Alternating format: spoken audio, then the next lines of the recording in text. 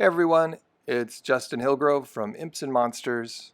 I recently had the opportunity to work on a fun project for Facebook, their messenger office in Bellevue, Washington, up near where I live. And uh, it was originally going to be a mural, but knowing that they were going to be moving offices pretty soon, we decided to turn it into more of an art installation. So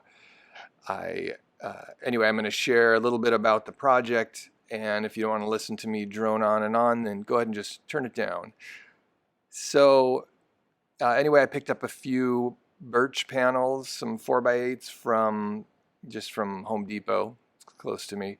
But the birch is nice and smooth. There wasn't a lot of knots or imperfections in it.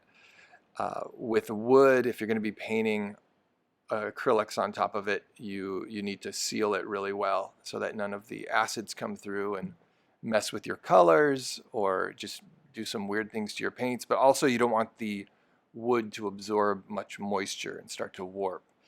So I started by sanding it, and then I coated it with some Kills, sanded it again, coated it one more time just to seal it really good, and then threw some gesso down on the side that I was going to be painting, and then just leaned it up here in my studio against the wall and projected my sketch right onto the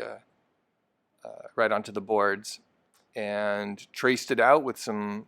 I think I used paint pens or maybe just some black paint and a brush, or probably likely a mix of the two.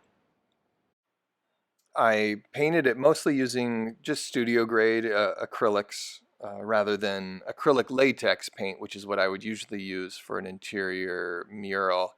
The acrylic latex is just like old wall paint, and it's really resilient if you have to wash the wall and all that. But since I knew this was going to be on a panel and I was going to be able to seal it and varnish it really well, using the acrylics works out better because acrylic latex, the more you mix it, the more gray, the more desaturated it becomes. It's just not as fun to paint with because you really can't do any mixing. You have to predetermine all your colors ahead of time and have little cans of each color.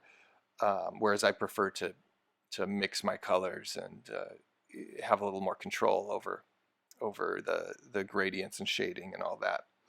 So anyway, I mostly used just whatever paints I had in the studio, but I also ordered a lot of uh, almost like classroom size jugs of acrylic paint, though I didn't end up using nearly as much as I thought I would be, which means I guess I can paint some more after this. Uh, and then when I was all done, I went ahead and was able to varnish it just using some diluted. Uh, I just diluted some timeless varnish from Breathing Color with a little bit of water, about a 30-70 mix of water to varnish. It's formulated more for canvas, but I tested it on a small corner first, and it worked really well. So I went ahead and used that, and I thought that worked out really well. So the design for this, it was the idea was to go ahead and give a nod to each of the branches of Facebook that are working at this office, which was uh, calling, messenger, and stories. But I wanted to do it in a more subtle way than just giving them all of my characters' cell phones and having them logged into Facebook.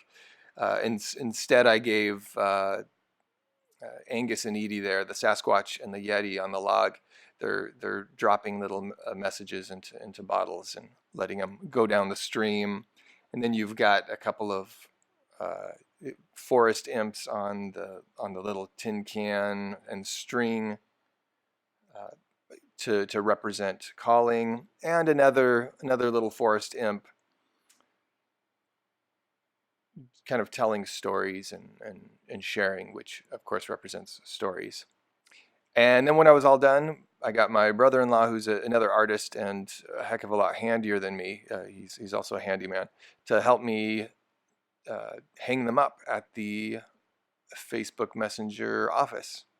So I think it worked out really well. We designed it so it could be hung flush together, or that it could be separated into 3 panels. And I kind of liked it with just a little bit of separation there. So anyway, thanks for joining me. I hope you enjoyed seeing the process. And you can see more of my stuff and learn more about me by visiting impsandmonsters.com.